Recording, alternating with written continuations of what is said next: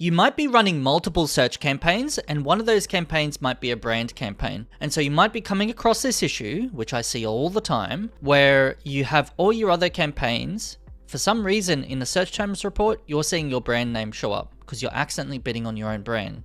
And it does happen, especially for popular brands. So in order to avoid this, so that your brand campaign is the only one that's allowed to show your brand name itself, is to use what's called negative exclusion lists. Okay, so what you need to do is you go into your tools area and then you go to shared library, and then you can see this one called the exclusion lists. Click on that. And then what you want to do is add a new list for your brand name.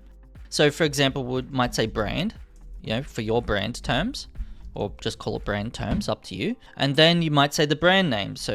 And you might use the phrase match or exact match and just keep adding different variants of it. Okay, let's click save. And then from here, what you'll want to do, since you've got your brand terms laid out, you then go over to your campaigns again and then hit campaigns. And then inside of each campaign that is for some reason overlapping with your brand campaign, you click into those and then you go to the keywords level. So we'll go over to keywords, click keywords, go over to negative keywords, click the plus button, and then from here, you'll go use negative keyword list, and then you click brand terms. Okay, so that way, this campaign will never show, your brand terms, any of the ads, so it's not showing up in your search terms report, so you're saving some money.